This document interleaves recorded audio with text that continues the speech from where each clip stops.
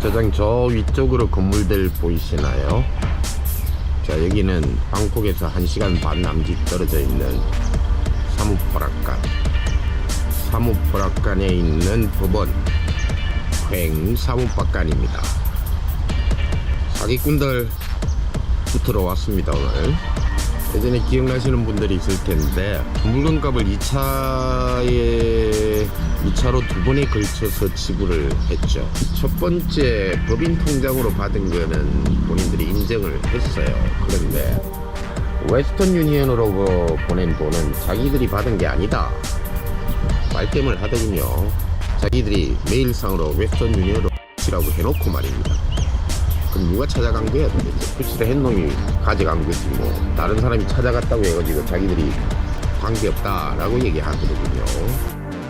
봅니다. 오늘 지금 증거증인 신문이 있는 날입니다. 중요한 날이죠. 뭐 어떻게 나오는가 한번 지켜보겠습니다. 사기꾼들 참 변명도 가지로 합니다. 여기는 반도 안 나오네. 산쾌 사무박간 주위에 있는 부분입니다. 자, 오늘 또 이놈들 무슨 짓거리 하는지 또 한판 붙으러 갑니다. 가볼까요? 서파얀이라고 합니다. 증인증거 신문이 열리는 날, 재판 중에 가장 중요한 날이죠.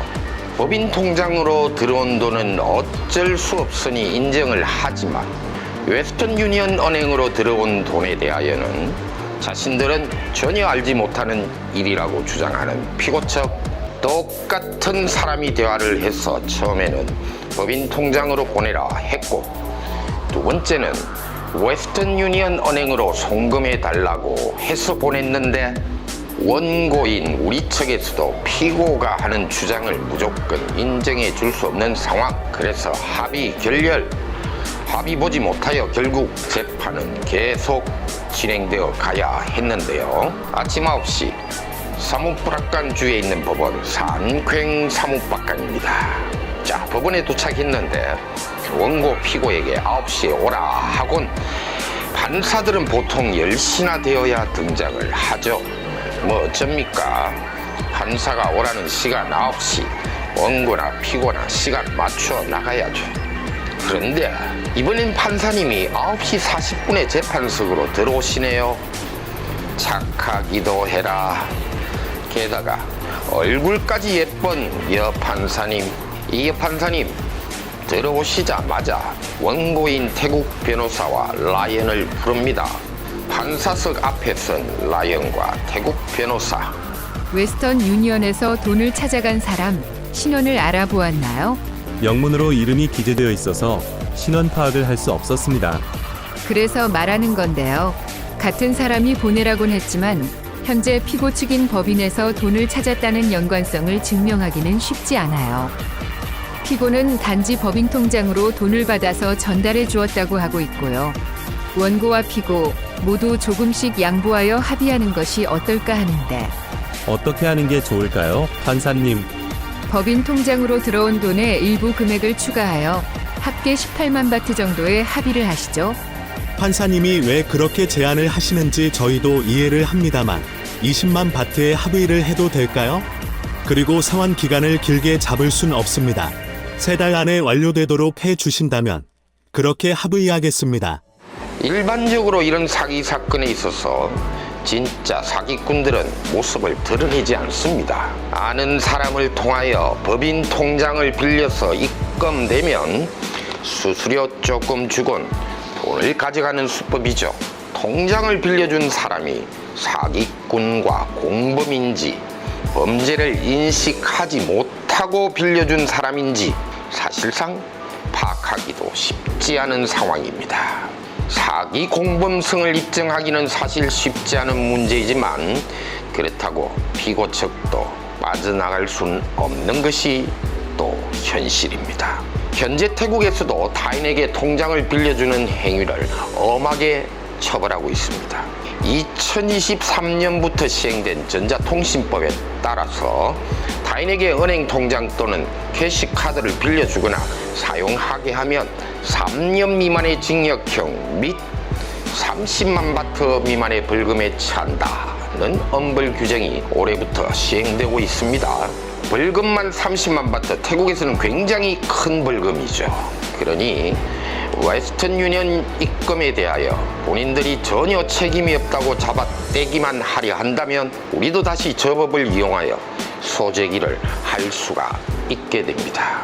피고 측에서도 어느 정도의 추가 손실을 감수하여야 하는 입장이 되는 거고, 우리 입장에서도 판사가 제안하는 걸 무조건 거부하고 나가기도 어렵습니다. 판사가 합리적인 제안을 하여 오는 걸 고집 부리고 우리 돈 다 받아야겠다라고 우기긴 어렵죠. 향후 재판에서도 불리한 영향을 가져올 수 있는 거니까요. 비자가 없는 외국인들, 요즘 태국에서 은행 통장 개설하는 거 쉽지 않다는 걸 느끼고 계실 건데요. 최근 태국에서 이런 법률이 시행됨으로써 은행에서는 외국인뿐만이 아니고 태국인들에게도 경고문을 날리고 있는 상황입니다. 통장 개설을 하는 데 있어서 훨씬 조심스럽고 신중하게 하고 있다는 점 참고하시기 바랍니다. 그래서 피고 측도 판사의 제안을 받아들일 수밖에 없는 입장, 원고인 우리 측도 이런 입장을 한국에 계신 피해자분께 연락, 승낙을 받아내곤 합의점에 이르게 되었는데요. 이어 판사님, 라이언이 그냥 이쁘다고 말하는 게 아니고요. 보통 원고와 피고가 합의를 하게 되면 합의문을 작성하고 그걸로 그냥 끝내버리는 게 일반적인 판사들이 하는 방식인데요. 이 판사님은 좀 다르더군요. 8월, 9월, 10월 말까지 3달에 걸쳐 돈을 갚은 이후 11월 14일에 다시 재판 일자를 미리 잡더군요. 보통 다른 판사들은 합의하면 따로 재판 일자를 잡지 않거든요. 돈을 제대로 갚아 나가는지 자신이 직접 확인을 하고 혹시라도 약속을 어기면 11월 재판에서 구속을 시키겠다는 메시지, 그 메시지를 피고인들에게 전달하고 있는 것과 마찬가지란 말이죠. 헐, 이쁜 데다가 일도 똑부러지게 하시는 여판사님, 피고 측에서도 이제 돈 제대로 안 갚아 나가면 구속될 수 있다는 사실을 인식하였을 테고, 이제 이 사건은 여기서 마무리가 될 듯 싶네요. 라이언, 고생했어. 한 사람의 피해자가 3군데에서 동시에 당한 이 사건, 정리를 해보자면 이렇더군요. 사기꾼들이 표적을 잡으면 태국 법인을 물색하고 통장을 빌립니다.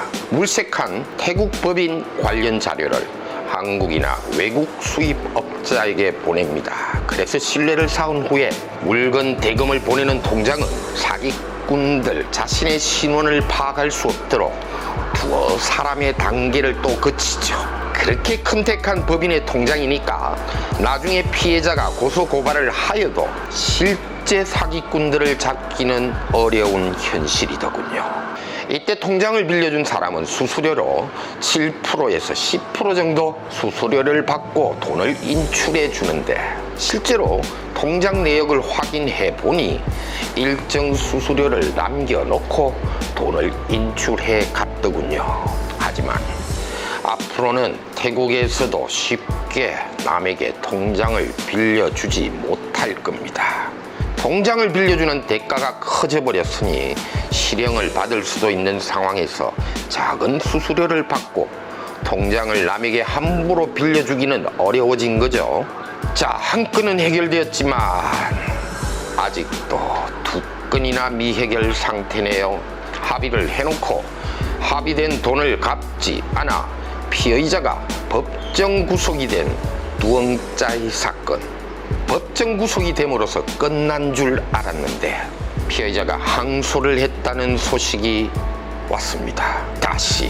또다시 법정 싸움을 해야 하게 되었다는 점이고, 또 하나 더 있죠. 9월 22일 금요일에는 머나먼 법원, 페차분 롬삭 법원을 또 가야 합니다. 피고의 주장은 이렇더군요. 자기는 오리고기 판매업자인데 오리고기 산다고 어떤 사람이 돈 입금한다 했고, 입금 이후에는 오리고기 매수 취소, 그래서 돈을 돌려주었다, 이렇게 변명을 하고 있더군요. 사기꾼들은 변명합니다. 사실이더라도 돈을 받은 건 사실이고, 그래, 싸워봐야죠. 지는 아니라고 주장하는 게 사기꾼들의 기본 입장이고, 그 입장을 깨뜨리고 돈을 받아내든지 언팔찌를 채우든지 그건 또 라이언이 해야 하는 입장이고. 근데 말입니다, 너무 멀어요. 너무. 거기가 조금만 가깝다면 이렇게까진 피곤하진 않을 텐데 말입니다. 어쩔 수 없는 일을 만날 때 긍정적으로 생각해야죠. 지난번에 태국어로 말씀드렸었죠. 멍럭네디, 긍정적으로 세상을 바라본다. 기왕 가야 하는 거라면 마누라한테 잘 보이기라도 하자는 심정으로, 경비가 더 많이 들어갈 걸 알면서도 마누라한테 지르고 말았습니다. 아, 엄마랑 여동생이랑 폐차분 아직 안 가봤지? 같이 가자고 해. 방 좋은 걸로 2개 잡고, 금요일 아침부터 하루 종일 재판 일하니까 금요일 당일 밤늦게 방콕 오는 거 위험하니까 폐차분에 이틀 있어야 한다. 방 2개 2박. 아이고, 방값만 얼마냐? 같이 가는 태국 변호사도 챙겨야 하고, 장모님의 처제까지. 라이언 너무 질러버렸습니다.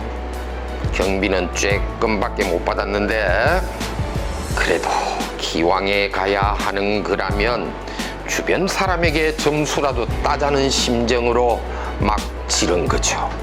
잘한 거 맞나요? 라이언이었습니다.